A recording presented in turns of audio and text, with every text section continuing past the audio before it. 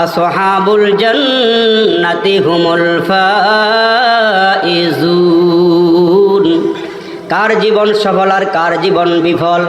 আমরা যখন মারা যাব, আমরা যখন দুনিয়ার জমিনটা ত্যাগ করব, যেদিন আপনি আমি কবরে চলে যাব, ওই কবর থেকে আমার আল্লাহ যেদিন আমাদেরকে উঠাবেন, আমরা তো ঈমান এনেছিলাম আমানতু বিল্লাহি ওয়া মালাইকাতিহি ওয়া কুতুবিহি ওয়া রুসুলিহি ওয়াল ইয়াউমিল আখিরি ওয়াল কদরি খাইরিহি ওয়া শাররিহি মিনাল্লাহি তাআলা ওয়াল বাসি বাদাল মাউত। আমরা মরে যাব, হাসরের ময়দানে আমাদেরকে আবার আল্লাহ উঠাবেন। হাসরের কঠিন ময়দানে উঠানোর পর এরে যুবক, হাসরের কঠিন ময়দানে আল্লাহ যেদিন আমাদেরকে উঠাবেন, ওই দিন আল্লাহ বলেন, শোনো রে বান্দা বান্দি, এই ইমানদার নর নারী ভালো করিয়া খেয়াল করিয়া শোনো। আমার আল্লাহ বলেন, হাসরের ময়দানে আমি আল্লাহ দুইটা কাতার, দুইটা মুসলমান, দুইটা দিকে মানুষদেরকে নিয়ে যাব। ফারিকুন ফিল জান্নাহ ওয়া ফারিকুন ফিস সাঈর।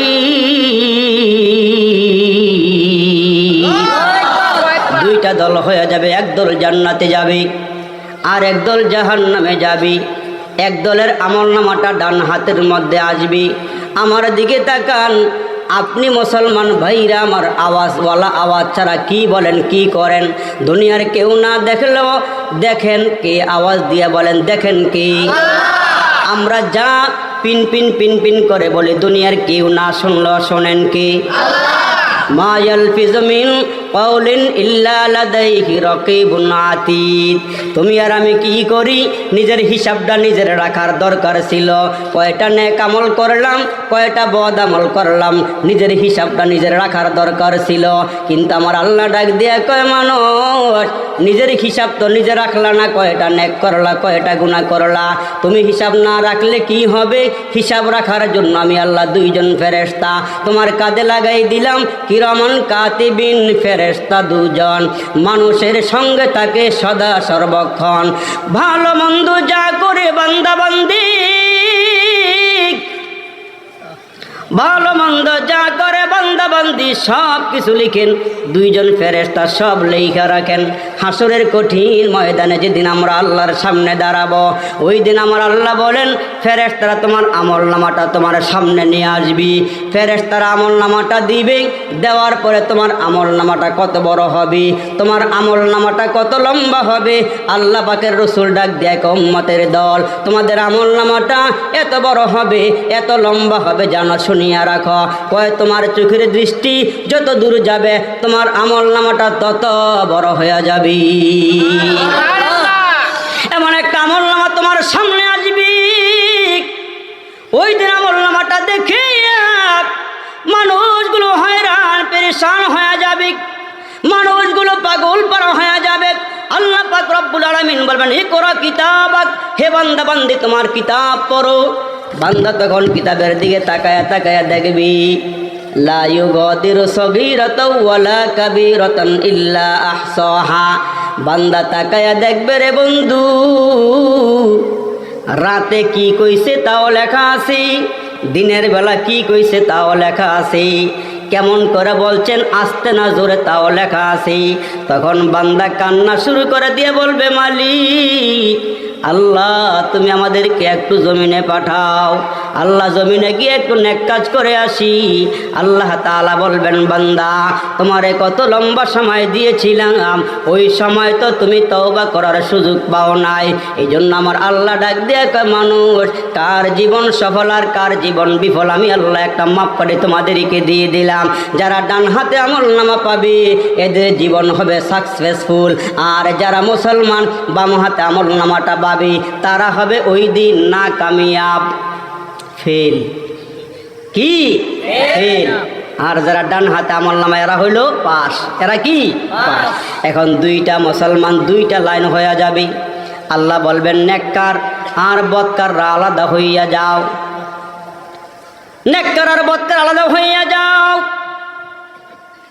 মুজরিমিন যারা আছো তারা আলাদা হইয়া যাও, আর নেককার মানুষগুলো আরেক দিকে যাও। তখন নামাজের একদিকে চলে যাবে, রোজাওয়ালারা একদিকে চলে যাবি। আল্লাহ তাআলা বলবেন বদকার আলাদা হয়ে যাও, সৎকর ঘুষখোর নাফরমান নালায়েক যারা আমারে চিনলা না তারা আলাদা হয়ে যাও। ওই দিন মানুষগুলো যারা আমলনামা ডান হাতে পাবে তারা আমার আল্লাহর জান্নাতের মেহমান হয়ে যাবে, চিরস্থায়ী জান্নাতের মধ্যে চলে যাবি। আল্লাহ বলবেন জান্নাতের ভিতরে ঢুকু।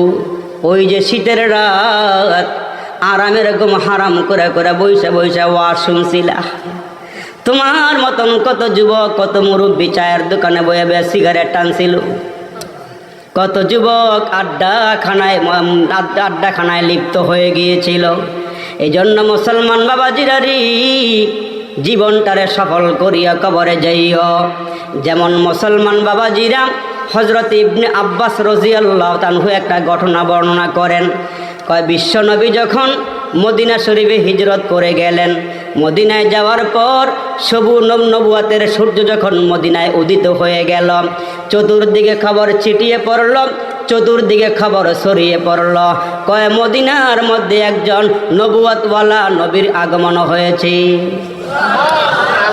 আশপাশের সব এলাকায় খবর চলে গেল, চতুর্দিকে ছড়িয়ে ছিটিয়ে খবর পড়ল। মুসলমান বেশি লম্বা বয়ান নয়, দুই একটা কথা বলে আমি আমার আলোচনা গুছাইয়ে নিয়ে আসবো। বাবাজিরা রে, বন্ধুরা রে, ইয়ামান থেকে একজন যুবক এখনো বিয়ে করে নাই। ওই যুবক নাম হলো ইয়ালা। ওই যুবকটা মুসলমান ইয়ামান থেকে হিজরত করে মদিনার দিকে পা বাড়াইলেন।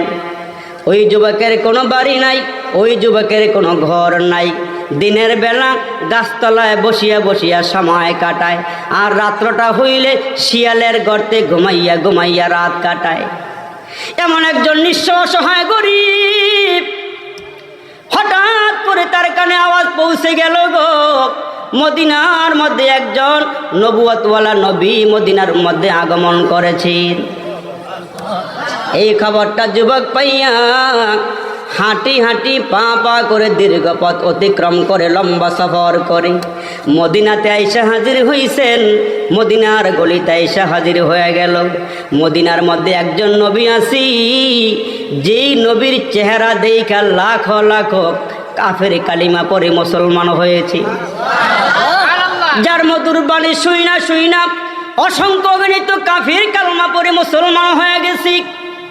ওই নবী শানওয়ালা নবী, ওই নবীকে আল্লাহ কত সুন্দর করে করে মোহাব্বতে ডাক দেয়, ইয়াসিন তাহা ইয়া আইয়ুহাল মুজাম্মিল ইয়া আইয়ুহাল মুদ্দাসির। यासीन से मौला ने कभी उसको पुकारा, हामीम कभी और कभी तो सीनो इशारा। यासीन से मौला ने कभी उसको पुकारा, हामीम कभी और कभी तो सीनो इशारा। वल्लैल में है जुल्फ़े मोहम्मद का तरन्नुम, वशम्स में रुखसारा ये अहमद का तरन्नुम। वल फजर में है सुबह रिसालत की बशारात, वल असर में है दौर नबूवत की बशारात। हर फूल में है रूय मदीना का तबस्सुम, शाखल के लचक में कद आका का तकल्लुम। ए मुसलमान बाबाजी, ইয়ামানের যুবক ইয়ালা মদিনাতে আসছি। আসার পর নবীজির সঙ্গে সাক্ষাৎ করলেন। মুসলমান একটা আওয়াজ দেওয়ার জন্য রেডি থাকবেন, চিৎকার দিয়ে একটা আওয়াজ দিবেন। ইয়ালা নামের যুবক বাড়ি নাই, ঘর নাই, নিঃস্ব অসহায়, এখনো কালমা পড়ে নাই। বিশ্ব নবীর চেহারার সামনে আইসা থমকে দাঁড়ায়া গেলেন। বড় করে কোন বিশ্ব নবীর চেহারার সামনে আইসা দাঁড়াইয়া ওই ইয়ালা নামের যুবক চোখের পানিগুলো ছেড়ে দিয়ে কাঁদে, আর নিজেকে নিজে মনে মনে প্রশ্ন করে, মানুষ কি এত সুন্দর হইতে পারে নাকি? যেমন তার কপাল মুবারকটা সুন্দর, নাকটা আরো বেশি সুন্দর, গাল মুবারক গুলো আরো বেশি সুন্দর। চোখের পাপড়িগুলো আরো সুন্দর, মুস্কি হাসি দিলে মনে হয় জান্নাতের গারান বার হইতেছে। ইয়ালা এত সুন্দর মানুষ কোনোদিন দেখে নাই। বিশ্ব নবীর চোখের সামনে দাঁড়াইয়া ডাক দিয়া কয়, কে গো আপনি? আপনার পরিচয়টা বলেন। কয় আনা মুহাম্মাদুর রাসূলুল্লাহি সাল্লাল্লাহু আলাইহি ওয়াসাল্লাম। কয় আপনি কি আল্লাহর নবী? কয় হ্যাঁ। কয় আমি একজন অমুসলিম, আমার বাড়ি নাই, ঘর নাই, বাবা নাই গো, আমার মাও নাই, আমার গার্জিয়ান বলতে কোনো কিছু নাই। আমি খবর পাইছি মদিনার মধ্যে নাকি নবুয়তের একটা সূর্য উদিত হয়েছে। হুজুর গো, আমি যদি কালমা পড়ে মুসলমান হইয়া যায়, আপনি কি আমার গার্জিয়ান হবেন? আমার তো বাড়ি নাই, ঘর নাই, আপনি কি আমার একটু দেখে রাখবেন?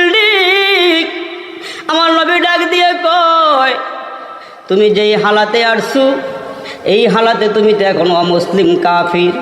আমি রসুল ঘোষণা দিয়া দেই, তুমি যদি এখন মুসলমান হইয়া যাও, আমার মাদ্রাসার তলেবে আলেম হয়ে যাইবা, আমার মাদ্রাসায় ভর্তি হয়ে যাইবা। আমি রসুল যেইখান থেকে খাবো তুমিও সেইখান থেকেই খাবা। আমি রসুল খাইলে তুমিও খাইবা, আমি না খাইলে তুমিও খাইবা না। কই রসুল অসুবিধা নাই, কত রাত খাই নাই, কত দিন খাই নাই, কিন্তু নবীজি আমি আমার একটা মনের কথা আপনারে জানাইতে চাই। রসুল বললেন, অভয় দিলাম, যা বলো। কয় নবীজি দীর্ঘ সফর করে ক্লান্ত শ্রান্ত ক্ষুধার্ত হইয়া আসছিলাম। নবীজি গো, আপনার সামনে হিসাবে সোজা হইয়া দাঁড়াইতে পারি নাই, কিন্তু নবীজি আপনার চেহারাটার দিকে যখন তাকাইছি গো নবীজি, সফরের হালাতের সমস্ত ক্ষুধা আমার দূর হইয়া গেছি, আমার সব পেরেশানি দূর হয়ে গেছে। নবীজি গো, আমার সব পেরেশানি দূর হয়ে গেছে। হুজুর আমারে কালমা পড়াইয়া দেন। নবীজি তারে কালমা পড়াই দিলেন, মুসলমান বানায়া। রসুল বললেন, আসহাবে সোহবায় ভর্তি হয়ে যাও। ওই লোকটা মুসলমান ভাইরা ইয়ামান থেকে হিজরত করে নবীর কাছে আইসা কালিমা পড়লেন। নবীজির দরবারে থাইকা গো কোরআন থেকে 4টা সূরা মুখস্থ করলেন। সুবহানাল্লাহ। কয়টা সূরা? 4টা সূরা মুখস্থ করার পর এই আলা নামের যুবকটা আস্তে আস্তে যৌবনে পদার্পণ করলে পরে আমার নবীর কাছে আইসা ডাক দিয়া কয়, নবীজি গো, আমার বাড়ি নাই, ঘর নাই, গার্জিয়ান নাই, আপনি আমার গার্জিয়ান। আমার তো বিয়ে করার বয়স হয়েছে গো নবীজি, আপনার জিম্মাইকে আমার একটু বিয়ে করাই দিবেননি? আমার নবী ডাক দিয়ে, তোর কোনো সম্পদ আছে নি, বাড়ি আছে নি, ঘর আছে নি? কয় নবীজি আপনার একটা ওয়াজ আমার মনে পড়ে গেছে। তোরে কর কি ওয়াজ? কয় নবীজি আপনি বলেছিলেন যারা কোরআনের সূরা মুখস্থ করে দুনিয়ার মধ্যে এবং আখিরাতে এরা সবচেয়ে বড় ধনী। নবীজি আমার কাছে 4টা কোরআনের সূরা আছে, আমি তাইলে অনেক বড় ধনী। ইয়া রাসূলুল্লাহ, আপনি আমার গার্জিয়ান। রসুল ডাক দিয়া কইয়া লারি, আগামীকালকে ফজরের পরে ঘরের থেকে বের হইয়া যাইবা, তুমি রাস্তা দিয়ে হাঁটবা, মনে করেন আনন্দ বাজার থেকে বারুদি বাজার, এই রাস্তা দিয়ে হাইটা যাইবা। প্রথম যেই নারীর সঙ্গে তোমার দেখা হবে, প্রথম সাক্ষাৎ, ওইটাই তোমার বিবি। বড় করে কর। তুমি যাও বনি সালামা গোত্রের দিকে যাও। ইয়ালা ডাক দিয়া কয়, রসুল আমি তো জানি না কোনটা বনু সালামা গোত্র, কোনটা ওই সম্প্রদায়ের মানুষ। কয় তুমি বেরো হয়ে যাও। ইয়ালা যদিও রাস্তা চিনে না, রাস্তা দেখায় না ওর মালিককে। বড় করে কন, আওয়াজটা বাড়ায় কন। মনে হয় খারাপ লাগতেছে? বড় হুজুর আসতেছে, অপেক্ষা করেন, একটু আসতেছে। এরে নবীর উম্মতের দল, আল্লাহর এই বান্দা নৌজওয়ান ঘর থেকে বের হয়ে হাঁটা শুরু করলেন। এখনো বারুদি বাজারে যায় নাই। মুসলমান বড় বীরদের সামনে গিয়ে দেখে বোরকাওয়ালা এক মহিলা আসতেছে। রাসূল বলেছেন প্রথম যেই নারীর সঙ্গে তোমার দেখা হবে ওইটাই তোমার বিবি। ওই যুবক সাহস করে মেয়েটার সামনে গিয়ে দাঁড়াইয়া ডাক দিয়ে কে বলগো তুমি আমার স্ত্রী। আমগো দেশের নারী হইলে জোতার পিঠা বেশি দেরি হইতো না। কত বড় সাহস বকাটে ছেলে, আমার সামনে দাঁড়াইয়া তুমি কেমনে বললাম আমি তোমার বিবি। ওই এলাকায় যুবতী মহিলা ডাক দিয়ে কে বাইরি তুমি আমারে কেমন করে বললা, আমার তো এখনো বিয়ে হয় নাই, তুমি আমারে কেমনে বউ বানাইলা? আমি বানাই নাই, বিশ্ব নবীর খবরটা তোমারে পৌঁছাই দিলাম। তোমার আমি বিয়ের প্রস্তাব আমি দেই নাই, তুমি আমার বউ এইটা আমি বলি নাই, আমার রসুল আমারে পাঠাইছেন। ওই নারী মেয়েটা ডাক দিয়া কয় যদি আমার নবী পাঠায় তাকে চলো সত্যতা যাচাই করি। ওই নারী যুবককে লইয়া সামনের দিকে আগাইলে তাকায় দেখে আরেক রাস্তার দিকে মেয়ের আব্বার মেয়ের ভাই। মেয়ের আব্বা মেয়ের ভাই ডাক দিয়ে কয় কই যাও? কয় আমি এই ছেলের সাথে এই যুবকের সাথে নবীর দরবারে যাই।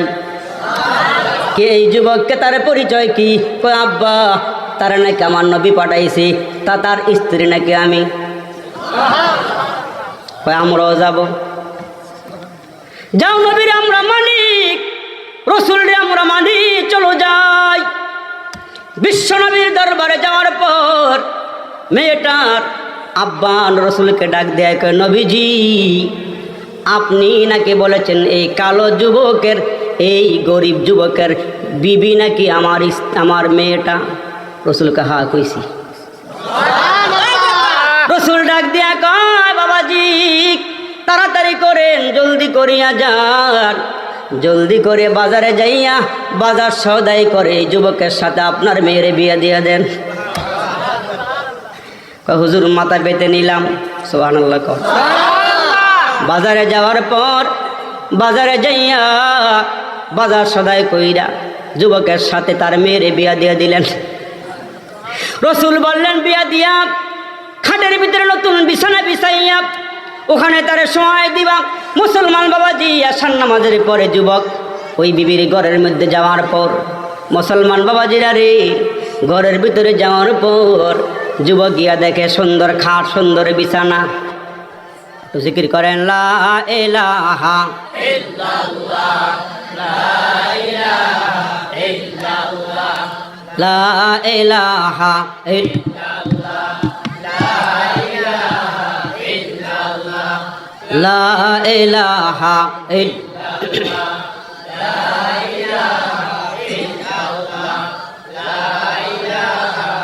লা ইলাহা ইল্লাল্লাহু মুহাম্মাদুর রাসূলুল্লাহ সাল্লাল্লাহু আলাইহি ওয়াসাল্লাম। নারায়ে তাকবীর, নারায়ে তাকবীর। প্রধান বক্তার আগমন, আফতারি হুজুরের আগমন, নারায়ে তাকবীর, আলহামদুলিল্লাহ। আমাদের প্রধান মেহমান আমাদের মাঝে উপস্থিত, সমাপনী করা সম্ভব হলো না। আল্লাহ পাক যা বললাম আমাদের সকলকে আমল করার তৌফিক দান করে বলেন আমিন। আমা তৌফিক ইল্লা বিল্লাহ। আসসালামু আলাইকুম ওয়া রাহমাতুল্লাহ।